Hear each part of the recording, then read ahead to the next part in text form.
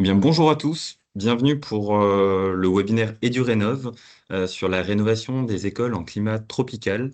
Aujourd'hui, on va parler donc des enjeux et des spécificités de la rénovation dans les territoires d'outre-mer. On est ensemble pendant 1 heure et on va avoir plusieurs interventions. On a la chance d'avoir un programme assez chargé, assez dense et assez riche, je pense, avec donc plusieurs prises de parole. Et on va donc faire ces présentations pendant environ 45 minutes et on gardera un quart d'heure à la fin pour les questions-réponses. Donc, si vous avez des questions, n'hésitez pas à les poser soit dans le fil de conversation. On essaiera d'y répondre au fur et à mesure, ou alors on prendra du temps à la fin pour pouvoir répondre à vos questions. Vous pourrez aussi prendre la parole pour les poser directement. Donc, je vais me présenter. Donc, moi, je m'appelle Maxime Loch, je suis chef de projet communauté sur le programme EduRénov et on a plusieurs intervenants aujourd'hui. Donc, Laetitia Mallet de l'ACCDOM. Donc, ce webinaire est organisé en partenariat avec l'ACCDOM. Merci beaucoup. On a aussi Joachim Guignard qui est chef de projet animation territoire anti-Guyenne sur le programme Acté. Donc, merci à Acté pour être partenaire également. Et Cyril Loireau, chef de projet rénovation du patrimoine scolaire immobilier à la région Réunion. Donc, merci aussi à Énergie Réunion pour ce partenariat. Et on a un collègue, Quentin Legrand, qui est chargé de développement territoire, direction Antilles-Guyane de la Banque des Territoires. Donc, on va faire nos présentations à la suite. On prendra un temps de questions-réponses à la fin. Donc, voilà, je me suis présenté, Maxime Lox, enchanté. Et peut-être avant de commencer vraiment les présentations, on va vous poser une question. On va vous poser une question pour savoir quelle heure est-il chez vous? Donc ce webinaire, il est à destination des territoires d'outre-mer. Donc on se doute voilà, il y a des températures, des horaires différents chez chacun. Donc n'hésitez pas à répondre à la question qui vient de s'afficher logiquement et on pourra avoir donc des réponses, on pourra voir d'où vous venez. On pourra peut-être adapter un peu nos présentations en fonction de ça. Donc on a des personnes en Hexagone, la Guadeloupe, Martinique, Guyane, la Réunion, Mayotte également. Voilà, donc il y a pas mal de territoires différents. Merci pour ça. Donc sur ce webinaire, on va parler d'école, on va parler de climat tropical. Et on va essayer de répondre à des questions. Quelles questions? Donc, quels sont les enjeux et spécificités de la rénovation en Outre-mer? Quels sont les retours d'expérience concrets en faisant des focus particuliers sur les Antilles, la Guyane et la Réunion? Et surtout, quelles solutions d'accompagnement concrètes sont disponibles? Les ressources, l'ingénierie, les financements. On essaie de vous montrer un peu ça. Concernant EduRénov, donc EduRénov, c'est un programme d'accompagnement qui a été lancé il y a 3 ans par la Banque des Territoires pour faciliter la rénovation des bâtiments scolaires pour les collectivités. Donc voilà. Moi, je travaille sur un programme d'accompagnement qui a un seul objectif, c'est de faciliter la rénovation des bâtiments scolaires. Et ce programme-là fait partie de la Banque des Territoires, qui fait aussi partie de la Caisse des dépôts. Donc la Caisse des dépôts, qui est un institut un établissement public qui utilise une partie des livrets A. Donc voilà, on fonctionne sur le livret A. On utilise l'argent des Français, entre guillemets, pour pouvoir fonctionner et faire des prêts auprès des collectivités sur des longues périodes. Donc c'est ça qui nous permet de vous proposer des accompagnements. Pourquoi la Banque des Territoires, il y a 3 ans, a lancé un programme spécifique sur la rénovation des écoles? En fait, ça part d'un constat assez simple, c'est qu'en France, il y a beaucoup de bâtiments scolaires, à travers toute la France, outre-mer compris, près de 60 000 bâtiments qui ont besoin d'une rénovation. Selon l'Éducation nationale, 80% des bâtiments ont besoin d'être rénovés et ça représente souvent un coût important en exploitation. Donc, la plupart du coût d'exploitation, enfin du coût d'un bâtiment, c'est pendant son exploitation. Alors c'est particulièrement vrai quand il y a des factures énergétiques, ce qui est moins le cas logiquement en climat tropical, encore que ça peut être le cas si on essaie de rafraîchir les bâtiments. Mais bon, on va parler de ça tout à l'heure. Et depuis récemment, on adresse aussi les bâtiments sportifs. Donc tous les bâtiments sportifs intérieurs peuvent être éligibles aux accompagnements de EduRénov. Et voilà, donc, ce ce qu'on constate et pourquoi la Banque des Territoires a lancé un programme spécifique, c'est qu'en fait, il y a beaucoup de bâtiments qui ont besoin d'être rénovés. La rénovation coûte cher. Souvent, une rénovation globale, c'est entre 1 000 et 3 000 € par mètre carré. Alors, c'est assez large, ça dépend de plein de choses, mais c'est assez cher. Et on constate aussi dans les collectivités, vous le savez certainement très bien, parfois il y a un manque de ressources pour pouvoir piloter des projets, pour pouvoir voilà, faire des études, pour pouvoir passer à l'action. Donc, on essaie de répondre un peu à ces enjeux. Concrètement, pour rejoindre EduRénov, c'est gratuit et c'est non engageant. Donc en fait, il suffit de remplir un questionnaire en ligne sur démarche simplifiée. Ça dure environ 10-15 minutes et vous pouvez enregistrer votre programme et ensuite votre projet et ensuite bénéficier d'accompagnement. Tous les bâtiments scolaires sont éligibles, de la crèche à l'université, et tous les bâtiments sportifs également, gymnase, piscine, etc. On vous demande juste de faire un projet qui, alors pour la partie hexagonale, vise des économies d'énergie. C'est pas le cas en Outre-mer. On ne met pas ce critère-là parce que forcément, il n'y a pas forcément de consommation d'énergie. Donc, tous les projets de rénovation de bâtiments scolaires, si ça intègre une partie d'amélioration du confort d'été ou d'adaptation au changement climatique, sont éligibles au programme EduRénov. C'est quelque chose qu'on regarde. C'est la direction régionale de la Banque des Territoires, Quentin peut-être pour en dire un mot, mais qui regarde les éléments-là au cas par cas. Concrètement, qu'est-ce qu'on vous propose? J'essaie peut-être de ne pas être trop long pour passer la parole aux autres intervenants, mais concrètement, qu'est-ce qu'on propose? C'est trois éléments, c'est des ressources, de l'ingénierie et du financement. Donc, on fait des éléments, des guides, des webinaires comme celui-ci. On finance de l'ingénierie et on propose des solutions de financement. Je vais un peu détailler ces trois points et puis j'aurai fini ma présentation, hein. Donc sur les guides qu'on peut réaliser, on a fait un certain nombre de guides différents sur comment faire un diagnostic de son école, pour savoir voilà, dans quel état est mon école, les questions à se poser. On a fait un document qui s'appelle aussi la charte de la rénovation du bâtiment scolaire, qui donne des éléments sur voilà, quels sont les points à regarder pour faire une rénovation un peu globale d'un bâtiment scolaire. Et assez récemment, on a fait une déclinaison de cette charte pour la spécifier aux Outre-mer. Donc, dans ce document-là, vous trouvez un certain nombre d'éléments qui sont vraiment adaptés, enfin en tout cas le mieux possible aux enjeux des territoires ultramarins. Et on a différents éléments sur voilà, comment financer les opérations, comment se faire aider dans son projet de rénovation, comment aussi faire une rénovation en site occupé, si jamais on n'a pas la possibilité d'avoir un autre bâtiment de repli. Voilà, tous ces éléments sont disponibles sur notre site internet, sur l'onglet ressources. N'hésitez pas à les consulter. Et donc spécifiquement sur la charte des Outre-mer, donc on a un certain nombre d'éléments et c'est classé par enjeu. Donc ça va de la connaissance du bâtiment, l'adaptation du bâtiment au changement climatique, l'accompagnement en ingénierie de projet et puis l'accès au financement et les coûts du projet. Et ce document a été fait en partenariat avec plusieurs, voilà, avec un certain nombre de partenaires, dont la CCDOM, Acté également, et d'autres acteurs. Vous trouverez dans ce document, voilà, pour chaque enjeu, un certain nombre d'éléments, mais je vais pas être plus long sur cette partie. Sur la deuxième partie, donc on a des ressources de l'ingénierie du financement sur l'ingénierie. Donc très concrètement, on peut réaliser des études. Donc si vous rejoignez le programme EduRénov et que vous avez un besoin d'études pour pouvoir avancer dans votre projet, on peut les faire réaliser. C'est au cas par cas, mais concrètement, on a recruté des bureaux d'études et si on identifie un besoin, si vous nous remontez un besoin, on peut faire réaliser cette étude directement par un prestataire qu'on a déjà recruté. Donc vous n'avez pas à le recruter, vous ne pouvez pas le choisir, mais vous n'avez pas à le payer non plus. C'est nous qui le payons directement et qui passons la mission. Il intervient chez vous pour vous aider ensuite à réaliser des études et les différentes études qui sont possibles. Donc c'est soit des appuis techniques, soit des appuis à l'adaptation au changement climatique, soit de l'assistance à maîtrise d'usage, soit de l'appui en ingénierie financière. Voilà, donc ça peut être un SDIE, un audit énergétique, un audit fonctionnel, une étude de faisabilité sur la végétalisation, une rédaction d'un programme technique. C'est assez varié. Voilà. N'hésitez pas à nous faire remonter un besoin si jamais vous en avez un. Ce marché d'ingénierie est là pour ça.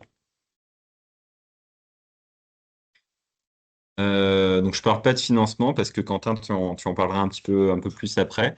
Juste pour vous montrer la carte des territoires ultramarins et pour vous préciser que là, on va parler spécifiquement de trois territoires, donc à savoir la Réunion, la Guyane et la Guadeloupe-Martinique. Mais il y a d'autres territoires ultramarins. Puis je passe la main à Laetitia de l'ACCDOM qui pourra peut-être faire une vision un peu plus large de l'ensemble des territoires ultramarins.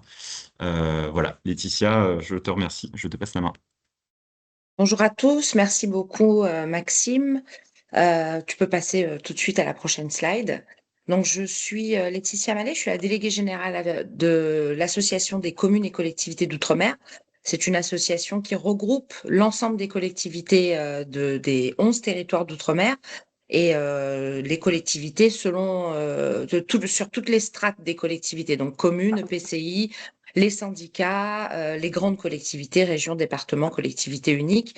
Et on sert de relais entre les territoires et le national et l'Europe également pour mettre en avant les besoins, les attentes des collectivités, mais on fait aussi le relais dans le sens inverse et on accompagne les collectivités, les élus et les techniciens pour mener à bien un certain nombre de projets et pour les accompagner dans leur démarche. Tu peux passer. Donc, quelques mots sur les enjeux de la rénovation du bâti scolaire en Outre-mer. Déjà, on a un parc qui est particulièrement ancien dans nos territoires. Il est ancien parce qu'il se dégrade beaucoup plus vite. On a une salinité, des températures, des aléas climatiques qui sont plus forts, plus importants et plus nombreux, qui occasionnent une dégradation de notre bâti scolaire plus rapidement.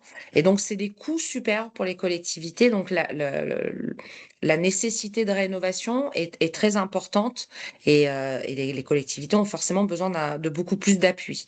Et aujourd'hui, on a aussi cette notion d'adaptation au climat. Oui, on n'a pas de chauffage, effectivement, sauf à Saint-Pierre-et-Miquelon, je tiens à le rappeler. Mais la clim, les brasseurs d'air, tout ça, ça consomme aussi de l'énergie et ça nécessite aussi des adaptations pour pouvoir baisser les coûts des collectivités. Tu peux passer, Maxime? Alors, les enjeux sont particuliers à chaque territoire, mais parfois ils se ressemblent. Alors, donc la partie où ils se ressemblent, je viens de la dire, mais ils sont particuliers parfois puisque dans certains territoires, on a une démographie en hausse, alors que dans d'autres territoires, on a une démographie en baisse. Mayotte et la Guyane, typiquement, ce sont les territoires où on a la plus forte démographie, qui ont, en plus des besoins de rénovation, des besoins de construction très importants. On a des problématiques de foncier dans nos territoires, donc on a effectivement, Maxime en parlait, des besoins de rénovation en site utilisé.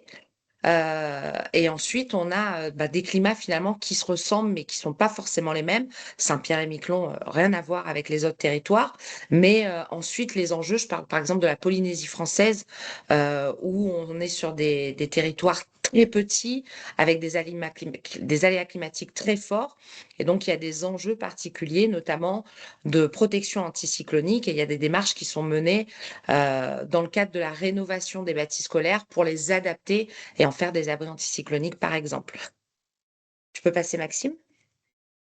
Donc nos coûts d'acheminement, l'ingénierie qui est une problématique et les besoins de programmation qui sont délicats puisqu'on n'a pas des filières bâtiments aussi étendues que dans l'Hexagone. Donc forcément, ça nécessite une programmation très forte entre les collectivités, entre elles, mais aussi entre les collectivités et les acteurs de la filière pour pouvoir assurer une continuité, une pérennisation des projets tout au long de l'année. Je vous passe les détails sur les coûts d'acheminement et les problématiques d'ingénierie que je sais que les collectivités ont en tête. Et tu peux passer, Maxime. Et donc, le message que je tiens à apporter, c'est que vous n'êtes pas seul. Je sais que ça peut paraître inquiétant, je sais que ça peut paraître compliqué à mettre en œuvre, mais vous n'êtes pas seul. Donc déjà, vous avez ce relais avec la CCDOM qui peut vous aiguiller et vous mettre en lien avec les différents partenaires, mais vous avez aussi beaucoup de partenaires qui vous accompagnent, la Banque des Territoires et du Rénov, le ministère des Outre-mer, l'AFD, l'AFL, la Banque des Territoires, que ce soit en termes d'ingénierie ou en termes de financement. Et je pense que je mettrai un point d'honneur à attirer votre attention sur le fonds Outre-mer qui est mis en place par le ministère des Outre-mer, mais qui est géré par l'AFD, qui pour moi est très important puisque c'est des solutions d'ingénierie clés en main pour vous. Et non seulement ça vous permet d'obtenir de l'ingénierie pour la mise en œuvre de votre projet, mais ça vous permet surtout de maintenir cette ingénierie en poste une fois que le projet est terminé et donc de monter en compétence dans la collectivité. Donc n'hésitez pas à prendre contact, que ce soit avec moi ou avec les différents partenaires qui vous accompagnent. Vous n'êtes pas seul, on est là pour vous aider. Merci beaucoup. Merci beaucoup. Super mot d'intro. Peut-être une autre question avant de passer la main à Acté. Donc une autre question pour un peu savoir où vous en êtes dans votre projet de rénovation. Est-ce que c'est plutôt au début dans la définition du projet ou vous êtes en train de réaliser des études préliminaires? Vous êtes en êtes à la conception, à la mise en œuvre ou à l'exploitation? Voilà, n'hésitez pas à répondre à la question, enfin, pour pouvoir, pour qu'on sache aussi un peu où vous en êtes et puis quel type d'accompagnement sont peut-être les plus adaptés pour vous. Donc, on a des questions, des réponses qui apparaissent déjà, donc plutôt définition des projets, études préliminaires. Ça se remplit au fur et à mesure. Je passe la main du coup à Joachim Guignard, chef de projet animation territoriale Antilles et Guyane du programme Acté.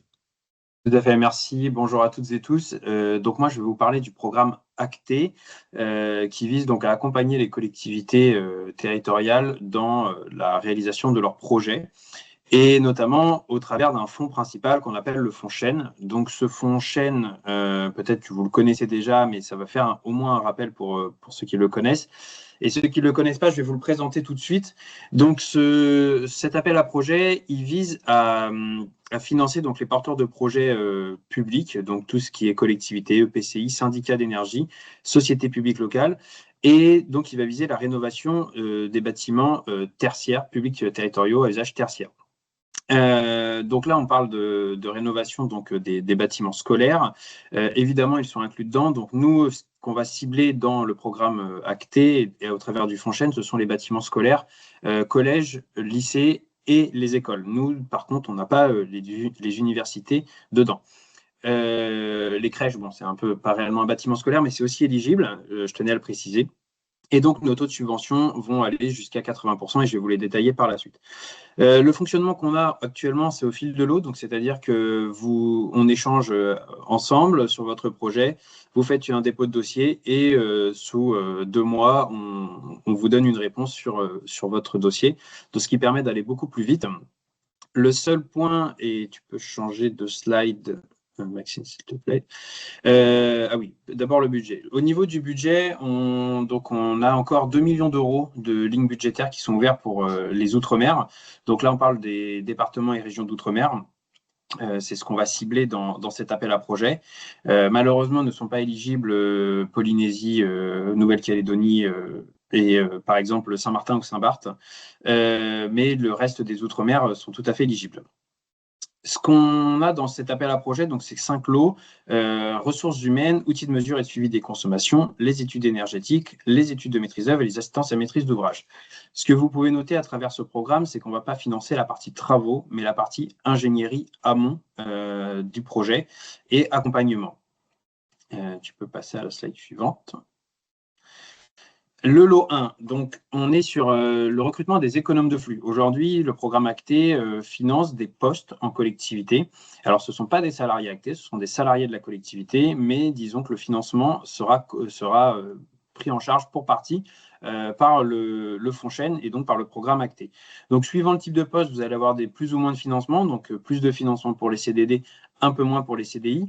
Et non, pardon, plus de financement pour les CDI, un peu moins pour les CDD, excusez-moi, et un financement bonifié pour les bâtis scolaires et pour les CDD en bâti scolaire, puisque les plafonds de nos financements sont 80%. Donc, si vous faites CDD à 55% plus 25% pour une personne dédiée au bâti scolaire, vous arrivez bien à 80%. Donc, nous, on encourage fortement aujourd'hui les collectivités à recruter des économes de flux, puisque ça permet de faire monter en compétences et de piloter les projets de rénovation énergétique. Dans les Outre-mer, actuellement, on en a 20 qui sont en poste. Et donc, on poursuit la dynamique et on va la poursuivre dans les années à venir. On peut passer au lot 2. Le lot 2, ici, on va financer tout ce qui est outils de suivi des consommations qui vont vous permettre de mieux connaître vos bâtiments. Et donc, à travers ce lot-là, vous allez pouvoir donc piloter au mieux les consommations, connaître les postes de dépenses, par exemple, et pouvoir agir le plus rapidement. Donc, vous pouvez agir aussi bien, par exemple, sur des actions de sobriété en identifiant les postes de consommation qui peuvent être modifiés rapidement. Le lot 3. Le lot 3, alors là, c'est notre lot, on va dire, un peu le plus sollicité, c'est toute la partie études. Donc ici, on va financer les études énergétiques. Donc, on entend par études énergétiques principalement les audits. Ça peut être un peu plus large, la liste n'est pas forcément exhaustive qui vous est présentée à l'écran, mais on va financer principalement les audits. Ces audits sont financés en règle générale à 65%, mais bonifiés pour les bâtiments scolaires à 80%. Donc, ça veut dire que le reste à charge sera moins important pour la collectivité. On encourage aussi dans cette démarche-là les schémas directeurs immobiliers énergétiques. Alors, pas spécifiquement sur les bâtiments scolaires, mais c'est-à-dire que si vous lancez un schéma directeur immobilier énergétique, vous aurez obligatoirement vos bâtiments scolaires qui seront inclus dedans. Derrière, cet outil-là vous permet d'avoir une vision à court, moyen et long terme des actions à entreprendre sur votre patrimoine, et donc en intégrant forcément les bâtiments scolaires. Pour vous accompagner dans la réalisation des audits en partenariat avec l'ADEME, la QC, l'AFD, la SPL Énergie Réunion, un cahier des charges audit énergétique Outre-mer a été réalisé. Et donc, il est disponible sur le site internet Acté. Donc, ça veut dire que quand vous allez lancer ou vos consultations ou vos appels d'offres, vos marchés, pardon, vous pouvez vous baser sur ce cahier des charges. Il est tout à fait exploitable, il est à jour. Et donc, ça vous évite déjà de rédiger un cahier des charges, d'aller chercher ce genre de choses. Et en prenant ce cahier des charges, vous êtes sûr à la fin d'avoir un rendu de qualité et qui vous sera vraiment utile sur le long terme. Pour le lot 4, ici, on va financer donc la maîtrise d'œuvre. Donc, une fois que vous avez réalisé votre audit, que vous passez en phase travaux, on va financer donc la maîtrise d'œuvre. On va la financer à 60% pour les bâtiments classiques et donc 65% pour les bâtiments scolaires, avec un plafond qui est fixé à 97 500 € hors taxe. Ici, on entend pour la maîtrise d'œuvre toutes les phases de la loi MOP, donc APS, APD, esquisse, etc. Et donc, à travers cette maîtrise d'œuvre, l'objectif, voilà, c'est de vous accompagner au maximum sur vos projets. Et pour finir, donc, le lot 5, qui concerne les assistances à maîtrise d'ouvrage. Et donc, ici, on va financer à 65% les assistances à maîtrise d'ouvrage. Donc, qu'elles soient techniques, juridiques, financières, donc qui vous permettent vraiment d'accompagner votre projet, de boucler votre projet, comme ça pour avoir quelque chose à la fin où vous vous sentez bien accompagné et donc un projet bien monté. J'ai une dernière slide. Donc là, ça vous parle un petit peu du bilan en Outre-mer du FONCHEN et des programmes actés en règle générale. Donc, on a conventionné un peu plus de 5 500 000 € avec les collectivités d'Outre-mer. Et donc, on va poursuivre cela. Je m'arrête quelques instants sur cette slide pour vous dire que le programme que je suis en train de vous présenter, aujourd'hui, l'éligibilité, c'est jusqu'au 30 septembre 2026. Alors, vous allez peut-être vous dire, c'est court. Oui, c'est court, mais le programme acté est en négociation actuellement avec l'État pour justement bénéficier d'une prolongation qui irait jusqu'en 2030. À l'heure où on se parle, je ne peux pas faire d'annonce officielle, je ne suis pas en mesure de vous le faire, mais je peux vous dire que les négociations avancent bien et donc normalement, on devrait avoir une prolongation qui arrivera et on tâchera de vous tenir informé, bien évidemment, de cette prolongation. Et enfin, une dernière slide qui vous présente quelques actions qui ont été entreprises déjà dans des collectivités d'outre-mer, donc liste non exhaustive, mais on a financé par exemple les audits énergétiques pour les villes du Lamentin et de Petit-Bourg en Guadeloupe, les audits pour l'ensemble des lycées de la Guadeloupe, De même, des audits pour l'ensemble des collèges à La Réunion, des audits pour des écoles à Mamoudzou, à Mayotte, et des maîtrises d'œuvre qui ont été lancées sur du coup des écoles au Lamentin en Guadeloupe. Voilà, donc c'est pour vous dire que des collectivités se sont déjà engagées au travers du FONCHEN. Il reste des financements disponibles et donc vous pouvez me solliciter et solliciter le programme Acté si vous avez des besoins. Merci à vous. Merci beaucoup, Joachim. Il y a encore de l'argent disponible, c'est c'est à retenir. Et puis, je te propose qu'on pourra faire un mail une fois que tu auras peut-être des informations sur la reconduite du programme. On pourra refaire un mail à tous les participants pour donner l'information. Je Exactement. précise aussi que le webinaire est enregistré. On enverra à tous l'enregistrement et la présentation. Donc voilà, pas de tout sera envoyé et puis les contacts des intervenants également. Et on va tout de suite passer à la suite qui illustre bien aussi un point qui a été dans les questions, c'est ce que du coup il y a c'est complémentaire et du rénov est acté. Donc en fait, oui, si vous avez un projet, on peut Edurénov peut financer certaines études, Acté peut financer d'autres études. Donc vous pouvez à la fois bénéficier des deux accompagnements. Il faut juste regarder ce qui est peut-être le plus intéressant pour vous. Donc choisissez les études à solliciter chez Acté peut-être en premier et ensuite chez Edurénov pour que ce soit complémentaire. Les deux peuvent financer le même projet en tout cas. Donc voilà, je passe la main à Cyril Loireau, chef de projet rénovation du patrimoine scolaire immobilier chez Énergie Réunion. Merci. Donc, bonjour à tous. Comme l'a dit Maxime, je suis Cyril Loireau. Donc, on va passer directement à la diapositive suivante. Donc, depuis 2024, il y a une animation qui a commencé à être mise en place, en tout cas concertée par à la fois la direction régionale de la Banque des Territoires, la FNCCR-ACT et l'AFD pour justement essayer d'animer, de conseiller, d'accompagner et de massifier la rénovation du patrimoine public et scolaire en priorité. Donc, on a eu une convention tripartite et finalement quadripartite entre ces acteurs et la région Réunion et la SPL Énergie Réunion, qui est donc un peu le bras armé sur le volet opérationnel, déploie le volet opérationnel depuis, on va dire, juin 2025. Donc, dès 2024, ça a été toute la phase de préparation, de contractuelle, Merci. administrative, financière, etc., pour cerner un peu les contours de la mission et un volet un peu plus opérationnel et pratique depuis mi-2025. Sachant qu'au sens large, nous avons aussi les autres acteurs à nos côtés, hein. On a donc le CIE, l'ADA, l'ARS et l'ADEME. Donc voilà, sur la diapo suivante, s'il te plaît, Maxime. Donc voilà, ce que je voulais rappeler aussi, c'est qu'on a déjà un écosystème bien installé à La Réunion, bien entendu, hein. On a tous les acteurs nécessaires qui sont présents. On a à la fois tous les dispositifs de financement, donc notamment pour le moment le FEDER, le Fonds vert, les financements de l'État divers et variés tels que les DESIL, DETR, mais aussi le cadre de compensation avec le porteur EDF. On a les certificats d'économie d'énergie au sens large, les financements d'actés pour la partie ingénierie, des financements ponctuels de l'ADEME aussi sur certaines missions. Et donc voilà, on a sur le papier du financement, on a aussi, si je peux juste revenir en arrière, des entreprises qui sont présentes à travers la FABTP, les représentations, CAPEB, etc. Ah, on a un problème de son. Est-ce que vous m'entendez bien? Tu Est-ce que vous Internet. m'entendez bien? Oui, on Non, t'entend bien. ou pas?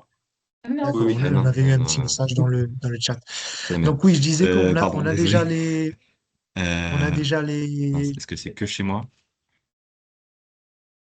oui, si vous pouviez couper votre micro, je pense qu'il y a un souci Je sais chez pas. un participant, un problème de son. Je disais donc que on a déjà tous ces acteurs qui sont déjà présents, les maîtres d'œuvre, les bureaux d'études certifiés RAGE, les économes de flux, les économes mutualisés à travers le CIDELEC par exemple, le CAUE. Donc vraiment tout est déjà présent pour permettre la rénovation, mais peut-être qu'il manque un peu de lien et c'est là le principe de l'animation qui est mise en place. Donc comme je disais, on a sur le papier des financements travaux, notamment le FEDER, le Fonds vert, mais chacun a des spécificités. Par exemple, le FEDER va fonctionner sous forme d'AMI avec certaines obligations, notamment disposer de l'audit énergétique de moins de 3 ans, de faire 30% d'économie d'économie d'énergie par rapport à une référence et un certain stade d'avancement sur les études de maîtrise d'œuvre, alors que le fonds vert va plutôt demander une évaluation énergétique, donc un niveau légèrement en dessous, mais par contre un geste minimum sur le bâti, un geste sur les travaux, sur les équipements, et va financer 80% de l'assiette éligible. Donc après, on a tous les offres d'EduRénov, mais je laisse les autres intervenants revenir là-dessus. On a le cadre territorial de compensation qui est géré localement par le comité MDE, les C2E, comme je disais. Pour le photovoltaïque, on a, comme un peu tout le monde ici, les financements S24 et ponctuellement des AMI FEDER pour l'autoconsommation. Et enfin, les autres financements de l'État, pas forcément axés sur l'énergie, la thermique, mais qui peuvent financer les projets tels que les DESIL, DETR, FEI et les fonds exceptionnels post-cyclone. Donc, quelques constats non exhaustifs, c'est que déjà la rénovation d'une école ne porte pas que sur l'énergie et la thermique. Il y a tout un volet bâtiment qui n'est pas proprement parlé, financé à travers ces dispositifs. D'où le besoin d'essayer de quantifier ces travaux, euh, en particulier liés à l'énergie. Ah, j'ai perdu la présentation, Maxime, je sais pas Oui, je si vais c'est reprendre comment. le support. Je pense qu'il a un problème de connexion. Je vais reprendre la version. Je vais essayer de partager du coup le support qui a été envoyé. Deux petites secondes. Euh, Donc, j'en reviens à ce que je disais, c'est qu'on a des. L'idée, c'est qu'en gros, sur un montant de travaux, tous ces travaux ne seront pas éligibles à ces financements-là. Donc, l'idée, c'est aussi d'optimiser, d'essayer de retirer le maximum des subventions disponibles. Voilà. Donc, ça, c'est un premier constat. Le deuxième constat aussi, c'est qu'on a du mal à se synchroniser aux AMI qui sont difficilement prévisibles, notamment ceux du FEDER, et qu'on a aussi des deadlines avec des échéances assez importantes, assez contraignantes pour le FEDER ou par exemple aussi pour le DESIL. Attendez, allô? Enfin, nous avons aussi voilà, comme je disais, quelques difficultés à donc cumuler les différents financements possibles et imaginables. Donc sur la diapo suivante, maintenant, voilà. On a pas vu un petit peu les financements possibles pour les travaux. Il y a aussi des financements sur l'ingénierie, comme je disais tout à l'heure, dont certains sont un peu moins connus. Par exemple, le dispositif PIB Outre-mer de l'AFD, qui peut financer notamment des simulations thermiques dynamiques, des audits énergétiques, mais aussi des audits paysagers. Donc, le rôle de l'animation, c'est aussi de faire la promotion et de présenter ce dispositif aux différentes collectivités pour pouvoir l'utiliser intelligemment. Donc, sur la diapo suivante, voilà. Donc, le rôle de l'animateur, c'est vraiment de proposer un parcours complet et d'articuler au mieux les différents dispositifs. Comme le disait tout à l'heure Maxime, on va essayer, par exemple, depuis le début de l'animation, de faire des mix de financement ingénierie, par exemple, un audit énergétique cofinancé ou pris en charge totalement par Acté ou Edurénov, plus un audit paysager des cours d'école pris en charge par le dispositif PIB de l'AFD. Donc l'idée, c'est d'avoir des dossiers complets sur l'ensemble des travaux possibles et qui sont utiles d'un point de vue énergétique et thermique. Donc ça, tout ça, ça passe aussi par des rencontres avec les différents partenaires financiers, FEDER, DEAL, EDF et Banque des Territoires pour aussi préparer les dossiers à venir. L'idée, c'est de voir aussi la présence et la complétude des audits énergétiques réalisés, de voir si ces audits permettent d'accéder au financement. Par exemple, le FEDER exige qu'on fasse 30% d'économie d'énergie par rapport à une situation de référence, il faut que ce soit clairement indiqué dans le rapport d'audit. Et ensuite, globalement, on va assister les collectivités pour tout ce qui est demande en ligne, par exemple le renseignement du portail acté pour les différents lots. On va aussi assister les collectivités pour les montages de dossiers de demande d'aide d'ingénierie, par exemple pour le PIB, et globalement conseiller sur les calendriers, les échéances, contraintes de temps, par exemple pour le FEDER. Et aussi quelques petits conseils sur la réglementation, parce que comme vous le savez, même si on n'a pas de réglementation thermique à proprement parler à La Réunion, on est malgré tout assujetti au décret éco-énergie tertiaire, à la loi APR sur les toitures et au décret BAX, même s'il y a eu un léger report. Et globalement, on va aussi faire une veille des marchés publics pour conseiller les collectivités avec parfois des petites alertes sur certains oublis, comme ça a pu être le cas récemment. Et globalement aussi un travail avec les différents économes de flux des communes, et en particulier les économes de flux actés. Et enfin, autre type de mission, c'est le retour d'expérience. Donc, ça sera plutôt en milieu et fin d'animation. Par exemple, là, je vous ai mis une petite photo de visite de site où il y a eu un travail de végétalisation des cours. Donc, l'idée, c'est de partager aussi ces retours d'expérience avec tous les publics. Donc, diapo suivante. Euh, donc, juste, je vais pas trop rentrer dans le détail, mais juste pour dire que on est assujetti au décret Econé JTSIA. Donc, la plupart du temps, pour les écoles, c'est compliqué de faire la baisse relative de moins 40%. Donc, on va plutôt viser les valeurs absolues, mais je vais pas rentrer dans le détail. J'ai mis une copie écran là de l'arrêté valeur absolue 5. Je voulais juste dire que, il peut y avoir un risque de non prise en compte de cette réglementation. Donc, risque éventuellement de faire une rénovation incomplète du point de vue réglementaire et parfois aussi un risque d'oubli qui peut engendrer des coûts supplémentaires, voire impacter ou retarder le projet. Donc voilà, sur la diapo suivante, je voulais vous parler aussi globalement des principales réalisations. Donc on a rencontré en juin 2025 à la Banque des Territoires l'ensemble des collectivités. On a fait aussi des rencontres en bilatéral pour établir un premier panorama exhaustif à l'échelle régionale de l'ensemble des projets de rénovation d'écoles, lycées, collèges et rénovation d'ampleur. On a participé aussi à un groupe de travail avec le rectorat sur le bâti scolaire. Et donc, depuis, on a commencé à monter les premiers dossiers de subvention études et certains dossiers pour les travaux. Donc, juste très rapidement, quelques constats. Le montant prévisionnel de l'ensemble des travaux est très important, à plusieurs dizaines de millions d'euros sur les projets d'ici 3 à 5 ans, ce qui est a priori supérieur aux enveloppes subventions disponibles. Donc, c'est un premier élément de connaissance. On a aussi des contraintes qui me sont remontées et qui sont très impactantes sur les délais imposés, notamment par certains dispositifs type FEDER, et aussi les délais, les contraintes liées aux travaux en site occupé avec cette problématique d'opération tiroir qui complique réellement les projets. Et globalement, pour les petites communes en particulier, un réel besoin de rénover, mais difficulté à mener de front plusieurs chantiers d'envergure en termes de continuité de service, en termes financiers et aussi en termes de conduite d'opération. Donc voilà, sur la diapo suivante, je vais vous présenter quelques petits retours d'expérience, réalisation. Par exemple, ici, la commune de Trois-Bassins, on a eu un SDIE pris en charge à 100% par Rénov sur les 9 écoles. On a pas mal échangé avec le prestataire SPIA et la commune pour faire aboutir à ce rendu avec des stratégies à court, moyen et long terme, avec des chiffrages. C'est relativement complet, très intéressant.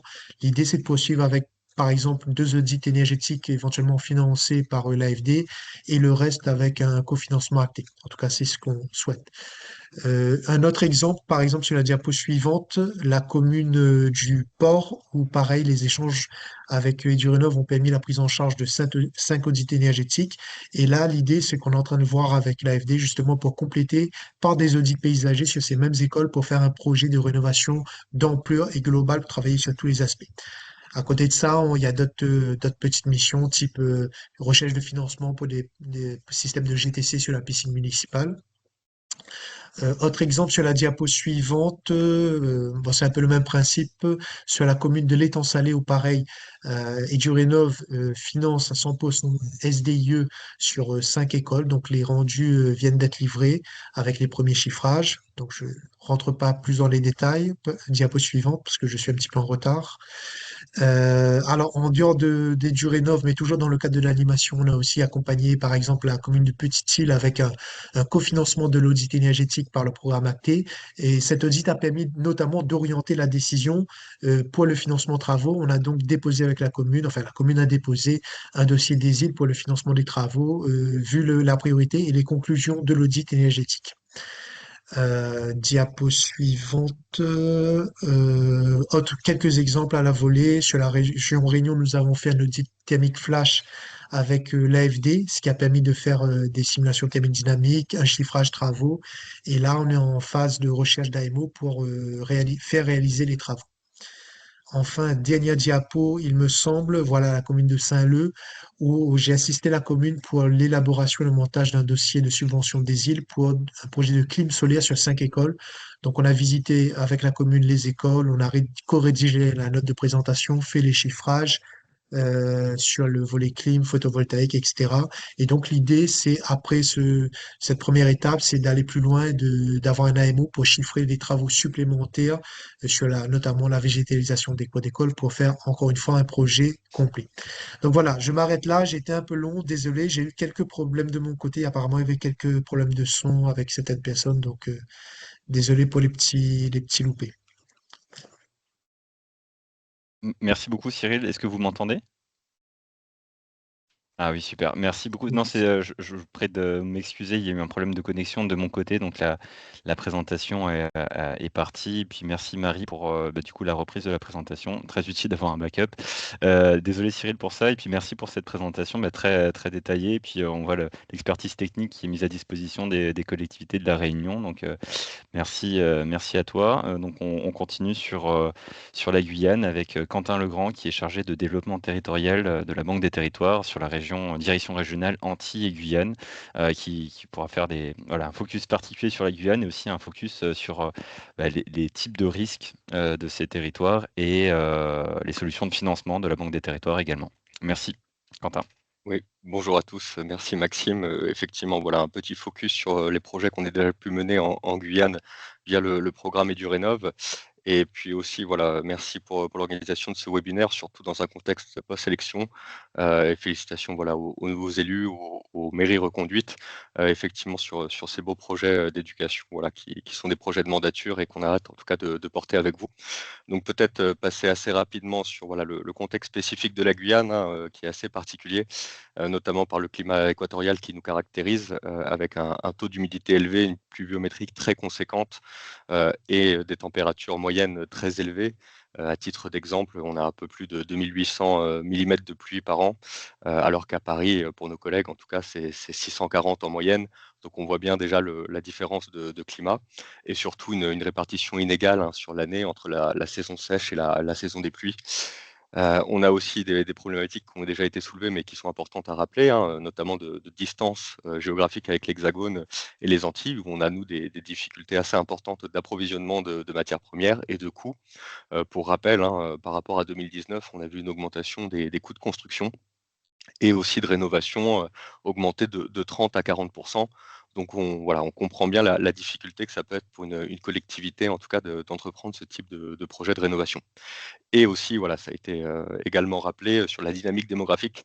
On est un territoire assez particulier vu sa croissance importante annuelle et une pyramide des âges qui est très basse hein, à la base. C'est-à-dire que voilà, on a une population très jeune avec deux enjeux. Hein, effectivement, déjà un parc d'écoles qui est ancien et qui doit être rénové, mais aussi construire voilà, pour accueillir les nouveaux étudiants qui arrivent chaque année.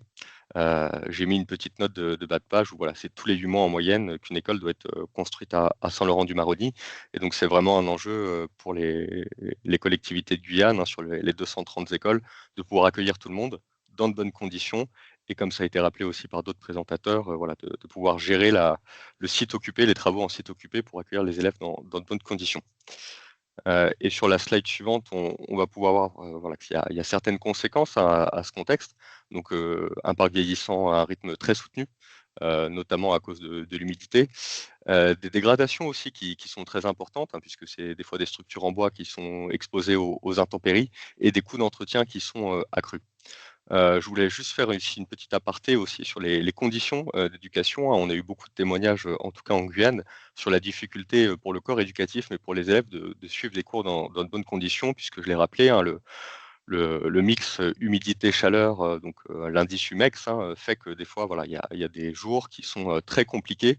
Les brasseurs d'air dans les vieux bâtiments ou même les climatisations très énergivores ne suffisent pas forcément. Donc on comprend voilà l'enjeu de cette rénovation et le besoin en tout cas de vous accompagner, vous collectivités ou autres acteurs de l'éducation, sur les sujets techniques et financiers. Et c'est ça l'intelligence de ce programme en tout cas, de pouvoir vous aider dès la définition du projet, de vous conseiller avec de l'ingénierie et de vous accompagner sur toute la durée du projet. Sur la slide suivante, on pourra voir voilà, qu'il y a donc effectivement des enjeux très spécifiques pour la rénovation en Guyane, mais je comprends aussi sur les autres territoires représentés ici, hein, avec le coût du bâti, le coût de la rénovation qui est supérieur moyennes nationales, la difficulté d'approvisionnement en matériaux, donc je l'ai déjà dit, la rénovation en site occupé, et très important aussi, hein, en fonction des capacités des collectivités à mener ce genre de travaux, les rénovations, de mobiliser tous les acteurs ici présents, de les coordonner, parce qu'il y a beaucoup de solutions d'ingénierie et aussi de financement, on y reviendra. Mais en tout cas, voilà, on est tous à votre disposition pour amener le maximum d'aide à vos côtés, et notamment avoir une rénovation très bien travaillée. L'usage d'écomatériaux, la construction bloc climatique, voilà, qui sont d'autant de solutions face aux difficultés de la rénovation dans les territoires ultramarins. Et surtout, voilà, dans un contexte réglementaire où les choses sont toujours de plus en plus complexes. En tout cas, on est là pour amener l'expertise qui pourrait manquer au sein des collectivités. Donc voilà, un peu rapidement sur le contexte. Et maintenant, je vais donner quelques exemples, en tout cas, de ce qu'on a pu réaliser, nous, en Guyane, à Cayenne et à Saint-Laurent-du-Maroni.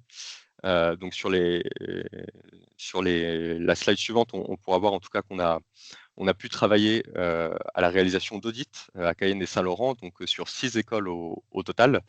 C'est des missions qui ont été assurées par Régis, donc qui fait aussi partie du groupe Caisse des dépôts. Donc voilà, on a aussi la capacité, nous, au niveau de la Caisse des dépôts, de mobiliser les membres du groupe, hein, et la Banque postale aussi a été mentionnée pour le financement, et j'y reviendrai. Voilà, on est capable en tout cas on a une palette d'offres à votre disposition, vous les acteurs de la rénovation.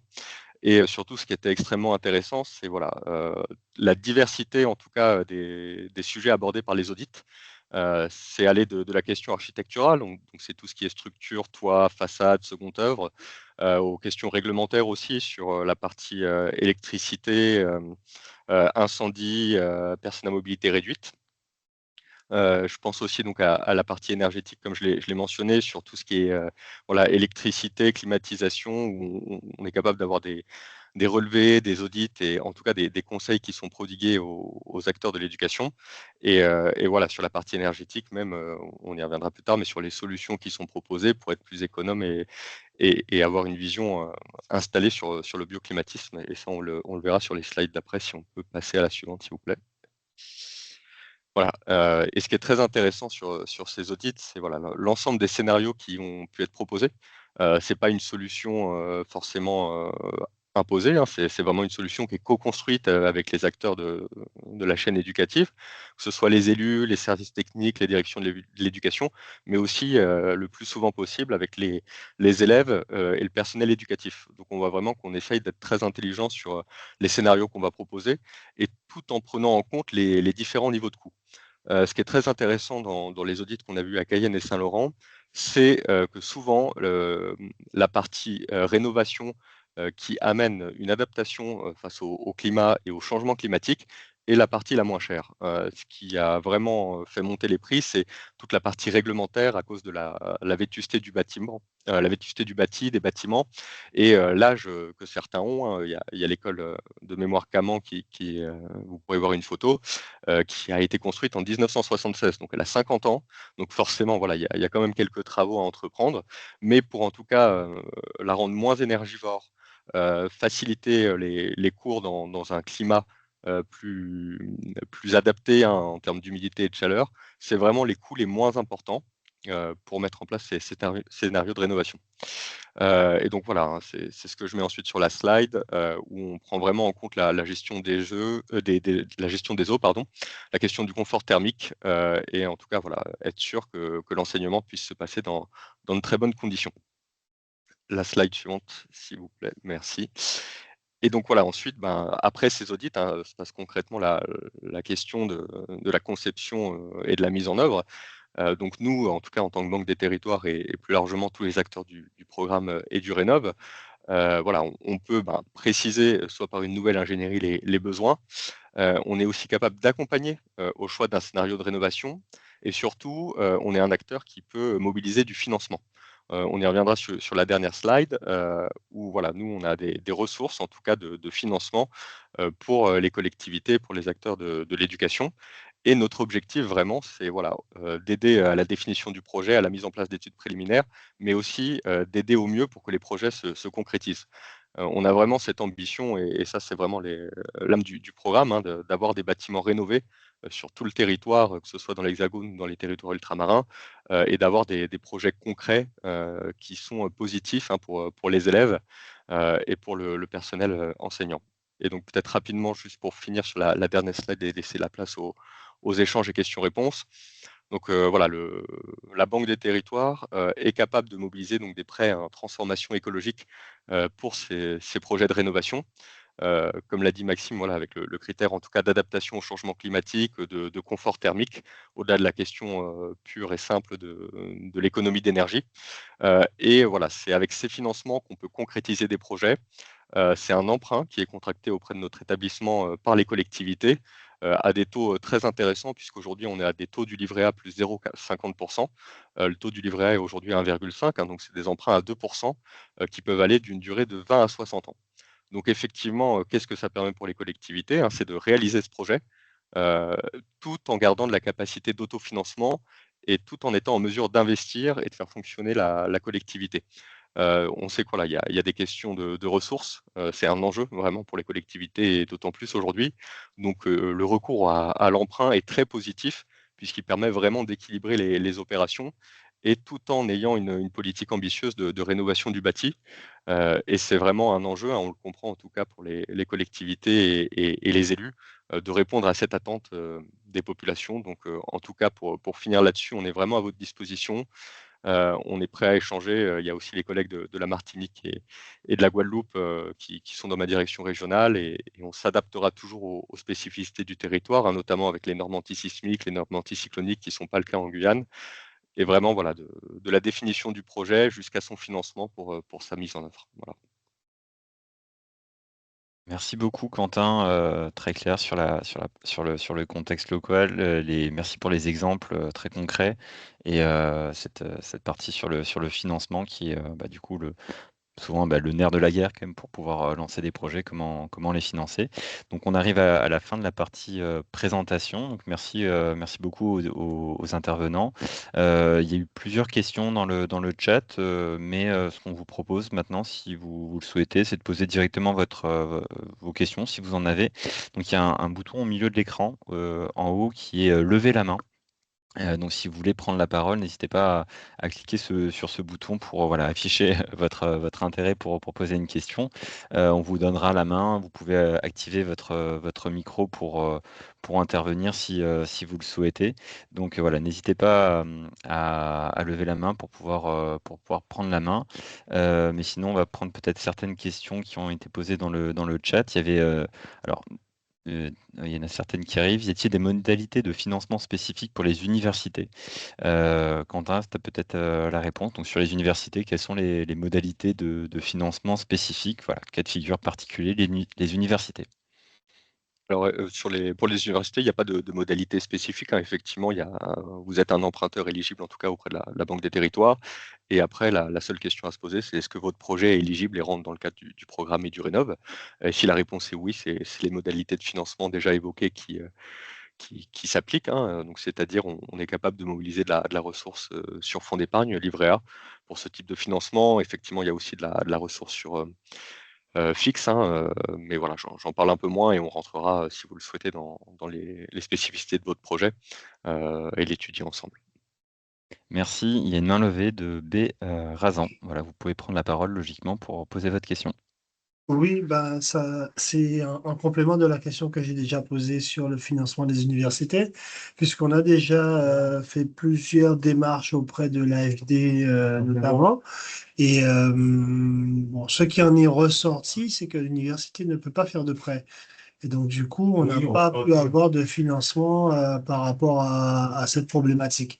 Est-ce que les choses ont évolué et est-ce qu'aujourd'hui, l'université est peut-être financée par la Banque des territoires?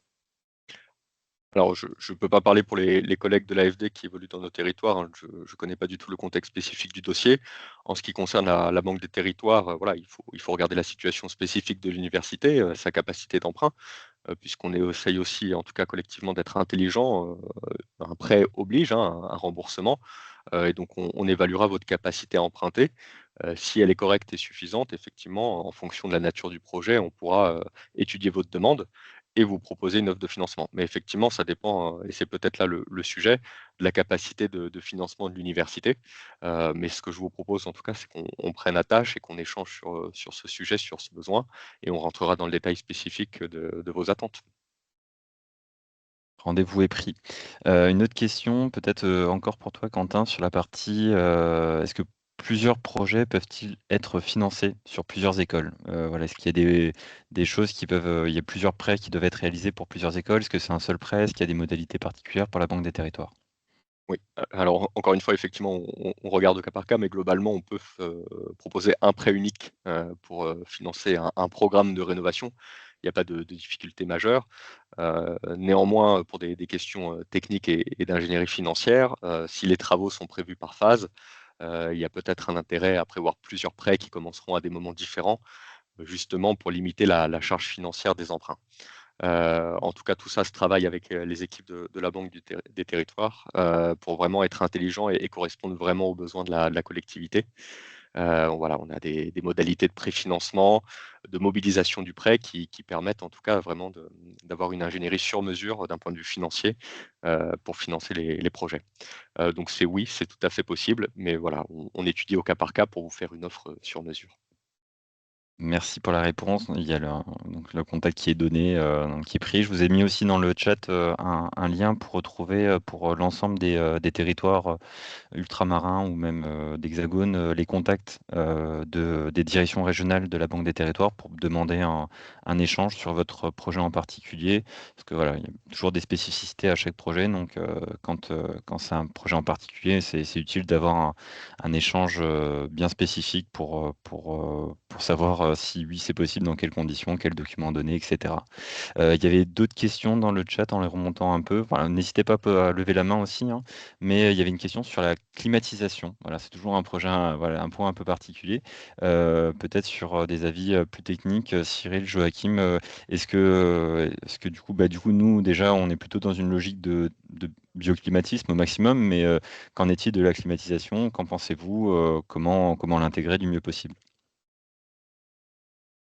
Alors, moi, je vais peut-être parler sur un point de vue pas forcément technique. C'est pas, voilà, j'ai pas l'expertise pour ça. Mais en tout cas, effectivement, la clim aujourd'hui, c'est une grosse partie. Donc, comme tu l'as dit, Maxime, nous, en tout cas, Acté, on pousse vers les démarches plutôt bioclimatiques. Donc, essayer de coupler brasseur d'air, climatisation. Après, au niveau des, donc justement, c'est tout l'intérêt de porter des études justement pour voir comment on peut changer, enfin comment on peut baisser les consommations de ces climatisations, quels changements il y a à faire. Donc nous, en tout cas, la réponse qu'on peut faire sur ça, alors je sais pas quelle était la question derrière, mais l'audit énergétique va être nécessaire justement pour identifier les axes d'amélioration et justement comment faire diminuer la part de la clim dans les consommations, tout en gardant un confort thermique acceptable pour les usagers. Voilà, c'est une réponse assez courte et je pense que peut-être Cyril aura des réponses plus techniques ou quelqu'un d'autre sur l'usage de la clim derrière. Merci. Alors, juste en complément, j'ai pas d'avis particulier. Alors, bien entendu, on essaie d'éviter la clim au maximum. La plupart des écoles ne sont pas climatisées, mais je dis bien la plupart, mais il fait de plus en plus chaud. Et ça, c'est un constat aussi. Donc, l'idée, c'est que la plupart du temps, on va essayer de faire du bioclimatique, on va essayer de végétaliser les cours, et ça, c'est un gros travail qu'on essaie de mettre en œuvre avec les partenaires dès maintenant. Donc déjà, on fait ça. Après, il existe quelques situations où il y a une route à côté, il y a une zone industrielle derrière où il n'est pas possible de ventiler naturellement. On est obligé de fermer les jalousies et donc pas de ventilation traversante. Dans certains cas, la clim peut être obligatoire. Il y a aussi des velléités de mettre la clim solaire avec plus ou moins de complexité. Par exemple, si on va très loin, on peut avoir des productions photovoltaïques qui sont directement reliés au système de climatisation et en fonction de la production solaire, on peut brider ou pas la climatisation. Ça peut se faire, il suffit de mettre une intelligence, un automate entre les deux systèmes. Si on va très loin, on peut mettre une clim de confort, mais vraiment au fil du soleil. Mais la plupart du temps, c'est de l'autoconsommation photovoltaïque qui alimente la clim. Donc, il y a plusieurs sujets. Donc, et par ailleurs, comme je disais, dès lors qu'on dépasse 1000 mètres carrés, on va être assujetti au décret éco-énergie tertiaire et pour passer la valeur absolue, pour en tout cas la catégorie enseignement, pour la Réunion, le ratio est de 4 kWh par mètre carré par an. Donc c'est pas énorme, ça veut dire qu'on peut pas climatiser globalement. On fait très très très peu. Mais voilà, l'idée c'est de quand même d'éviter au maximum quelques cas particuliers où il n'y a pas trop le choix techniquement a priori. Mais effectivement, dans tous les audits énergétiques, on a en général une STD qui permet de donner le diagramme de confort et qui permet de dire en heure d'occupation à quel moment il fait éventuellement trop chaud, sachant qu'à La Réunion en particulier, il me semble que le calendrier scolaire va changer et on va éviter quelques jours en janvier où il fait relativement chaud, mais surtout pour des raisons de cyclone. Mais donc on devrait passer un peu moins de temps en période très très chaude. Et en même temps, il y a des études qui sont en cours là entre l'université et Météo France, il me semble, pour déjà calculer les températures d'ici à 2050. Et donc, j'ai pas encore les conclusions. Est-ce que les solutions bioclimatiques seront suffisantes partout en 2040 et en 2050? Ça, je ne sais pas encore.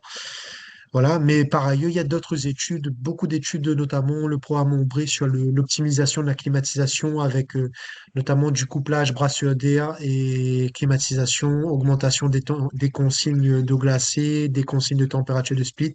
Voilà. Donc, les retours d'expérience, on va dire, sont en cours en ce moment. Merci beaucoup pour cette réponse. Donc, pas de position dogmatique, mais voilà, donc pas non plus.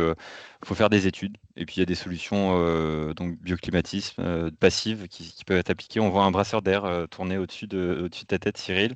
Je souligne aussi que des solutions qui existent déjà dans les Outre-mer sont de plus en plus utilisées maintenant aussi en hexagone. Et c'est très utile d'avoir des retours d'expérience d'ailleurs pour pouvoir avec le changement climatique, adapter les bâtiments d'Hexagone avec des solutions passives qui existent déjà. Donc, on avait un webinaire qui parlait du changement climatique ce matin, plutôt pour les collectivités d'Hexagone. Et puis, on se nourrit aussi de retours d'expérience donc, qui existent dans les Outre-mer. Voilà. On arrive à la fin du webinaire. Il y avait encore quelques questions. Je vais reprendre la main pour le partage de diapo pour montrer encore quelques informations. Mais Monsieur Razan, vous vouliez reposer une question peut-être? Il y a une main levée ou c'était celle d'avant? Non, non, c'était pour reposer une question. Ah En bah effet, allez-y alors. merci.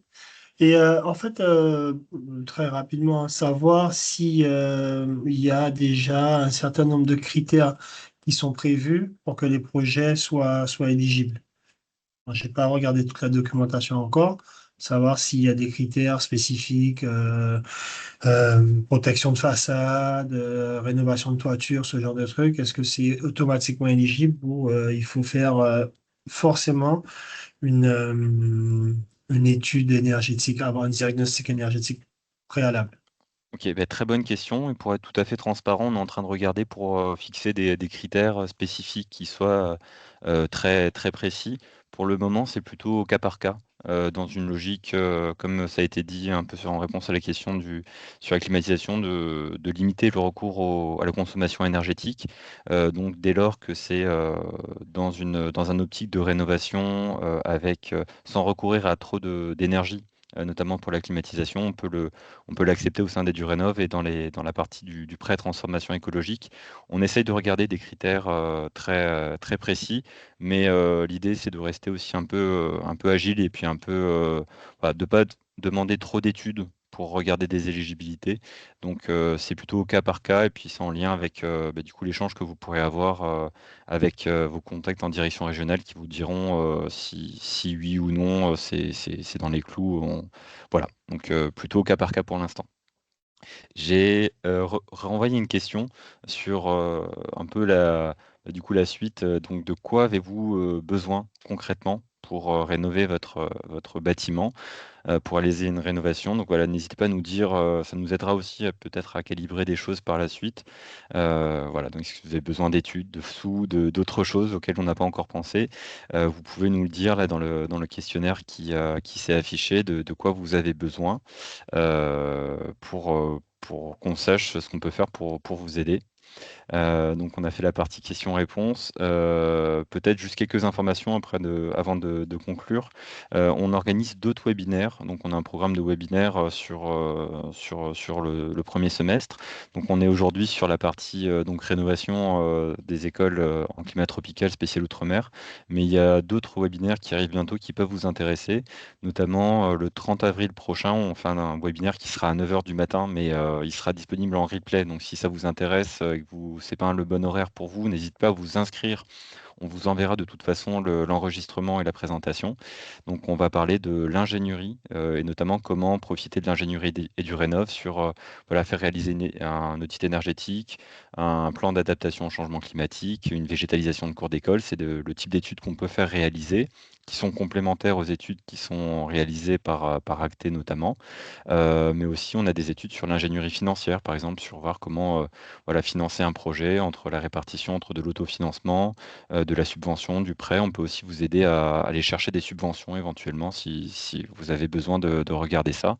On en a un autre sur le 22 mai, aussi sur une représentation un peu plus globale de EduRénov et le 12 juin prochain sur les matériaux biosourcés et la préfabrication. Donc, si ces sujets vous intéressent, n'hésitez pas à vous inscrire. C'est disponible sur la page actualité du programme EduRénov sur la Banque des Territoires. Une autre information qui peut vous intéresser, on est en train d'organiser des prix de la rénovation des bâtiments scolaires pour cette édition 2026 et elle est ouverte à tous. Il faut que ce soit un bâtiment qui soit déjà rénové, mais on serait ravis d'avoir des lauréats, des candidats dans les Outre-mer pour pouvoir valoriser du coup les réalisations sans doute exemplaires qui ont été faites. Donc n'hésitez pas, c'est jusqu'au 30 avril que vous pouvez candidater. Et donc on organise ces prix avec un certain nombre de partenaires et il y aura plusieurs lauréats. Donc vraiment, n'hésitez pas à soumettre une candidature si vous avez déjà fait une rénovation de bâtiments scolaires et qu'elle a des qualités. Dernière information, donc voilà, si vous avez des questions sur votre projet, sur le financement, vous pouvez contacter soit le programme EduRénov directement, donc moi ou mes collègues qui sommes basés à Paris, soit directement les directions régionales. Donc il y a une direction régionale dans chaque région et sur l'ensemble des Outre-mer. Donc vous pouvez trouver des contacts comme Quentin Legrand qui est en Guyane, mais d'autres collègues aussi qui sont sur les territoires dans lesquels vous êtes. Donc n'hésitez pas à prendre contact pour voilà, des informations générales. Ça va au-delà aussi des bâtiments scolaires, hein. Donc il y a plein d'accompagnements possibles avec la Banque des Territoires, mais spécifiquement sur le prêt, si vous posez des questions sur comment financer vos opérations, c'est possible de demander un rendez-vous et puis d'échanger sur ces questions. Et si vous n'êtes pas encore dans le programme EduRénov, on va vous mettre un lien. En fait, c'est assez simple, hein. Il faut juste remplir un questionnaire en ligne. Je vous mets le lien ici, c'est sur démarche numérique. Donc, il y a un questionnaire à remplir. Ça dure 10 minutes, un quart d'heure à peu près pour donner toutes les informations. Et une fois que vous remplissez ce questionnaire-là, on peut vous rajouter dans le programme. Et puis, à partir de là, vous bénéficiez des informations. On vous envoie des invitations à des événements. On vous envoie les invitations webinaires. Vous pouvez profiter de l'ingénierie, vous avez un accès un peu plus facilité aux prêts et aux différents contacts. Donc voilà, n'hésitez vraiment pas à vous inscrire sur le programme EduRénov, c'est gratuit et non engageant. On a fini le webinaire. J'espère qu'on a répondu à la plupart des questions. De toute façon, le webinaire a été enregistré et il sera donc transmis aux participants ainsi que la présentation et également le lien des différents intervenants que je remercie encore une fois pour vos interventions de qualité et je m'excuse encore une fois pour du coup le problème de connexion qui est un peu bloqué au niveau de la présentation tout à l'heure, mais on a retrouvé la connexion, donc tout finit bien. Merci à vous et je vous souhaite une bonne journée ou une bonne fin de journée. Merci, au revoir. Merci, Au au revoir. revoir. Merci, au revoir. Merci, au revoir.